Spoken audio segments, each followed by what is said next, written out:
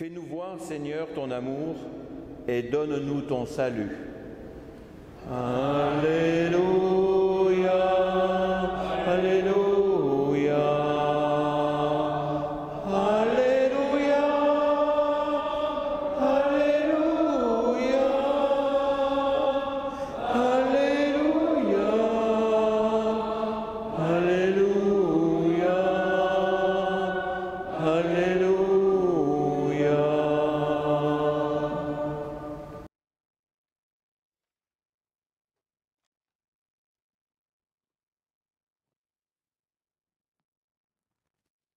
Le Seigneur soit avec vous. Lecture de l'Évangile de Jésus-Christ selon saint Marc. En ce temps-là, Jésus disait à ses disciples : « Prenez garde, restez éveillés, car vous ne savez pas quand ce sera le moment. » C'est comme un homme parti en voyage, en quittant sa maison, il a donné tout pouvoir à ses serviteurs, fixé à chacun son travail et demandé au portier de veiller.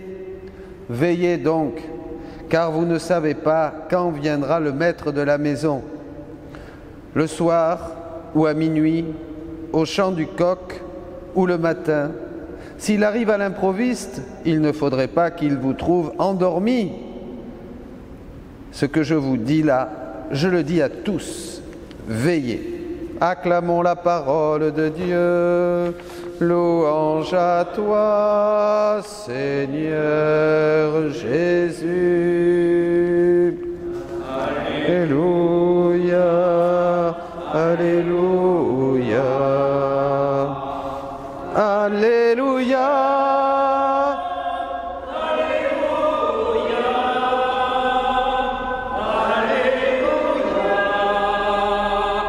Alléluia,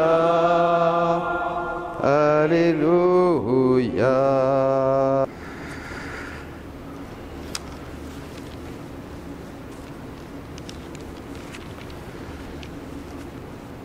Alors,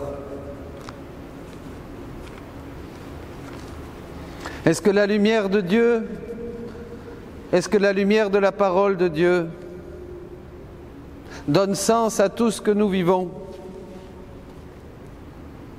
Est-ce que votre méditation de la parole et votre relation intime avec Jésus éclaire et donne sens à l'épreuve que vit le monde, que vit l'Église? Si oui, ça veut dire que vous êtes éveillés. Si non, ça veut dire que vous êtes endormis. Donc réveillez-vous. Réveillez-vous parce que Dieu prépare son peuple. Pas comme on avait l'habitude, pas comme on a les idées que nous avons sur Dieu et sur sa manière d'agir. Regardez dans l'Ancien Testament.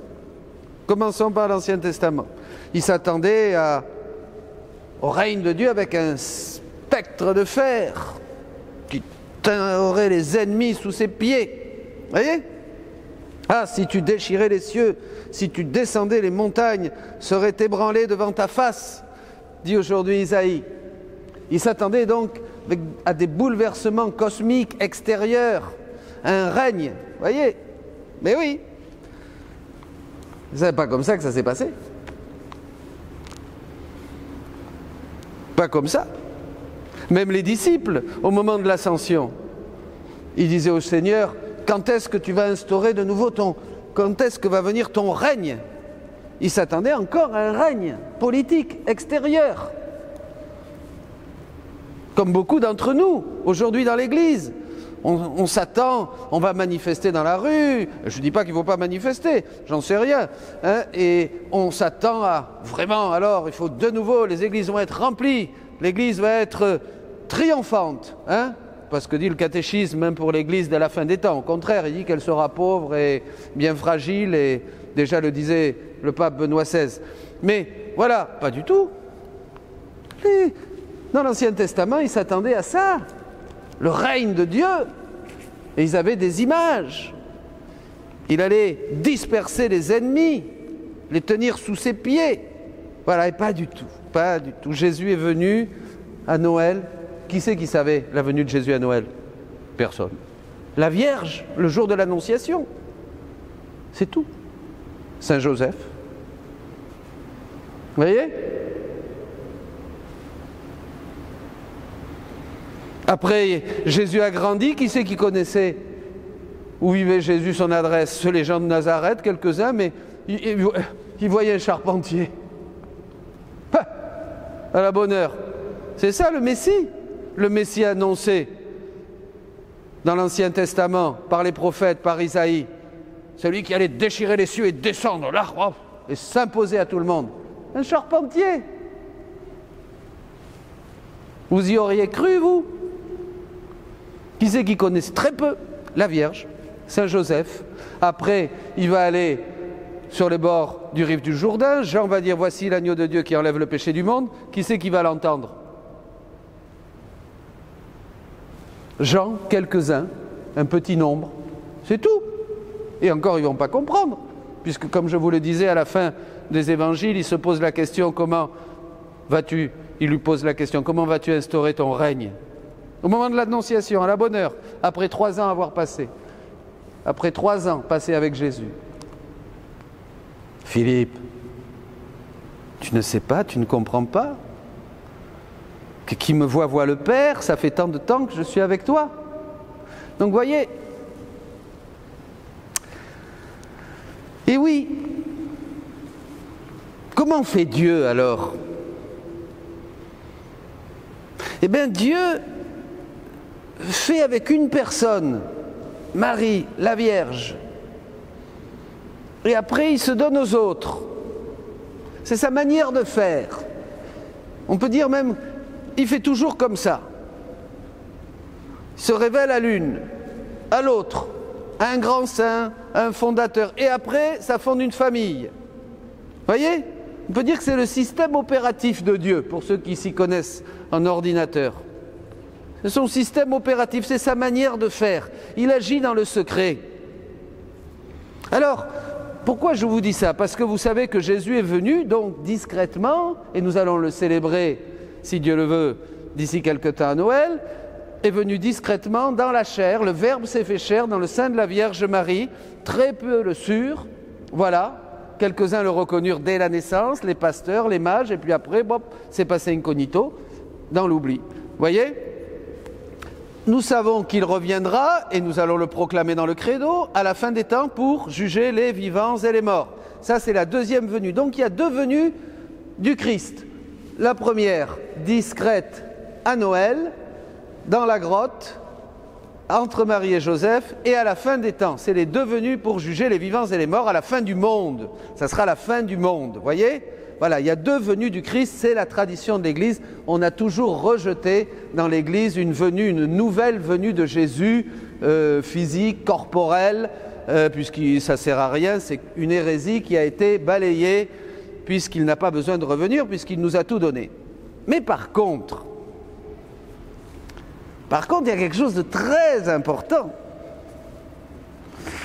Ah, Jérusalem, Jérusalem, toi qui tues les prophètes, si tu avais su reconnaître le temps de ta visite. Saint Bernard, déjà, parlait d'une venue intermédiaire du Christ. J'ai même pris le texte. C'est-à-dire entre la venue à Bethléem et la venue pour juger les vivants et les morts, proclamée dans notre credo, il parle d'une venue intermédiaire cachée, réservée aux élus, qui la voient au fond de leur cœur. Cette venue intermédiaire est vraiment une voie par laquelle on passe de la première à la dernière. Une venue intermédiaire cachée. Et c'est là où s'accomplit le Notre Père. Que ton règne vienne, que ta volonté soit faite sur la terre comme au ciel. C'est là où on comprend ce qu'est le règne de la divine volonté. C'est ce règne de Dieu qui s'instaure dans les cœurs, dans les élus, de manière cachée, pareil. Le système opératif de Dieu, c'est le même. Il va tout donner à une seule personne, à Luisa Picaretta. Tout lui donner. C'est la première qui a vécu, comme la Vierge Marie, est la première qui a vécu le royaume de la rédemption en elle, la première qui a eu le Rédempteur dans son sein, vous êtes d'accord avec moi? Et que ça a été très discret, pareil, Louisa sera la première à voir le royaume, le règne de la divine volonté en plénitude dans son cœur, dans son âme, dans son corps. Et après, c'est ouvert à tous. Ça ne serait pas, dites-moi, l'accomplissement du Notre Père? Que ton règne vienne, que ta volonté soit faite sur la terre comme au ciel? C'est pas ça? De manière discrète? Que beaucoup n'acceptent pas. Pourquoi? Parce que comme dans l'Ancien Testament, nous avons des idées sur la venue de Dieu. C'est ça le problème. Spectre de fer, les ennemis sous ses pieds. Il va déchirer les cieux, il va jeter les envahisseurs dehors. Et ça va être l'église triomphante. Et on va les mettre tous à coups de bâton, en petits rangs comme des soldats. L'église va s'imposer, le Christ va s'imposer. Pas ça du tout. Du tout. Mais non. Discrètement, de la même manière, le royaume de la divine volonté s'établit dans les cœurs des élus, du petit nombre, qui voient au fond de leur cœur ce royaume, l'accomplissement du Notre Père, et qui disent oui, c'est extraordinaire, vous voyez mes amis? Et c'est pareil, c'est discret, on ne le voit pas. Alors ceux qui ont des idées, qui veulent que ça se fasse de telle manière, et bien comme toute l'Église, nos frères juifs du temps avant Jésus, eh bien ils ne voient rien parce qu'ils s'attendent à quelque chose. Ils veulent que ça se passe selon leur plan humain, leurs idées humaines. Ça ne marche pas, ça ne sera pas comme ça. Donc ceux-là, eh bien, ils ne verront rien. Voilà. Il y a ceux qui s'attendent aussi, oui, avec, comme aujourd'hui, où il y a beaucoup de faux prophètes, hein, de manière extérieure, avec tel signe, ou telle grande chose qui va se passer. On ne peut pas. Le signe, la Vierge enfantera un fils, elle est enceinte, et elle donnera au monde Jésus, le Sauveur du monde. Le signe, le royaume de la divine volonté est au milieu de vous, et ça se révèle aux élus, à ceux qui sont petits, qui ne sont pas formés, qui ne sont pas trop déformés pour mieux dire, et qui disent oui, et qui permettent à ce règne de Dieu de s'établir dans leur cœur et qui les invite à agir de concert avec Dieu lui-même. C'est ça, mes amis. Voilà. Ah, si tu savais reconnaître le temps de ta visite. Et nous avons eu ces jours-ci beaucoup de thèmes. Nous avons médité, il y a eu une retraite que nous donnons et tous les enseignements de ces dernières semaines pour faire comprendre que justement, la manière de nous réveiller, c'est de laisser Dieu œuvrer en nous, c'est de nous ouvrir à ce royaume qui vient. Parce que dans ces temps justement de descente vertigineuse vers le mal, de plus en plus rapide que vit notre monde, où tout est inversé, où tout est controversé, où tout est à l'envers, où ça n'a ni queue ni tête, tout ce que l'on peut vivre justement au milieu de ce chaos, au milieu de cette obscurité, Dieu fait le don de nouveau à l'humanité. C'est sa manière encore d'agir. Je vous parlais du système opératif de Dieu qui agit toujours d'abord avec une personne, la Vierge, Louisa, et ainsi de suite. Et comme il l'a fait aussi avec les saints pour fonder des familles spirituelles, Dieu agit comme ça, et bien de la même manière. Au milieu du péché, quand il abonde, Dieu fait abonder sa grâce, dit l'apôtre Paul. Très important les temps que nous vivons. Et je le dis à tous, il faut être réveillé, et c'est ça le vrai réveil. Et voyez que le Seigneur finalement, il nous réveille à chacun, c'est quelque chose de très personnel, de très intime. Mais si tous, c'est pas en descendant dans la rue, c'est pas en manifestant, c'est pas en brandissant des brancards, des drapeaux, des je sais pas quoi, hein? Non. C'est en disant oui comme Marie. Oui, fiat voluntas tua. Pourquoi? Parce que nos armes sont spirituelles, nous n'avons pas à lutter contre la chair et le sang. Et je termine avec ça. C'est très clair. C'est très clair dans Saint Paul. C'est une lutte de volonté, comme depuis le début des temps, quand l'ennemi, le mauvais, est entré en rébellion contre Dieu. C'est sa volonté rebelle qui ne voulait pas servir Dieu. Comme Adam, qui n'a pas voulu servir Dieu et obéir, c'est sa volonté rebelle. C'est une lutte de volonté. Vous comprenez? Donc, si vous voulez vraiment combattre, eh bien, dira l'apôtre Paul, il faut prendre les armes spirituelles. D'abord, il faut être réveillé, évidemment. Si on n'est pas réveillé, on est comme une grande partie du monde. Bon, comme ça, c'est toujours été comme ça. Mais si vous voulez faire partie des élus, de ceux qui voient, de ceux qui accueillent cette venue intermédiaire de Dieu, pour établir d'abord son règne sur la terre, son règne dans les cœurs, afin de préparer sa grande venue, parce que c'est ça, le règne de Dieu qui s'accomplit sur la terre, la volonté de Dieu qui se fait sur la terre comme au ciel, le règne de Dieu qui vient ici, c'est pour préparer le retour de Jésus. C'est toute notre foi. C'est pour ça que vous allez à la messe, c'est pour ça que vous priez. C'est la finalité de tout. Faites partie, faisons partie, mes amis, du triomphe de Dieu, du triomphe du cœur immaculé de Marie. Accueillons cette nouvelle Pentecôte d'amour, ce nouveau don du Saint-Esprit qui se donne aujourd'hui de manière très discrète. Il y en a qui disent oui, il y en a qui le refusent. C'était pareil du temps de Jésus. Il y en a qui ont dit oui, il y en a qui ont dit non.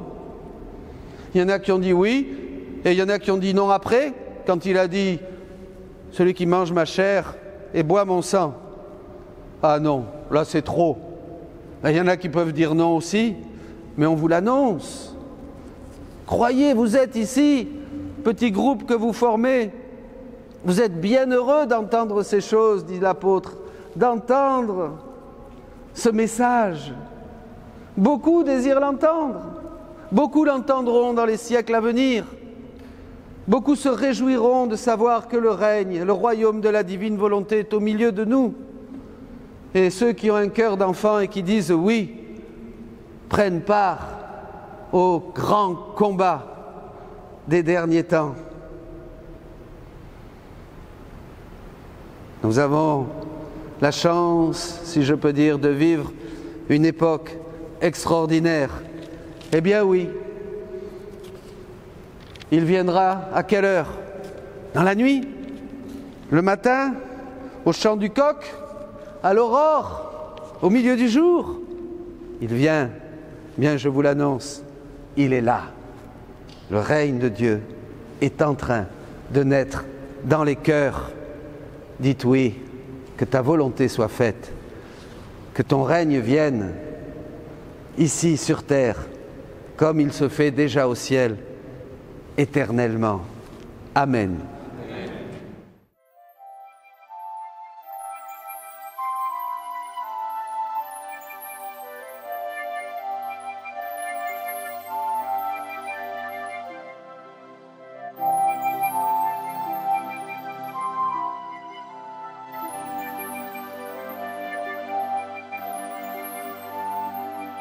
Avec toi, Marie, je bénis Jésus, mon amour.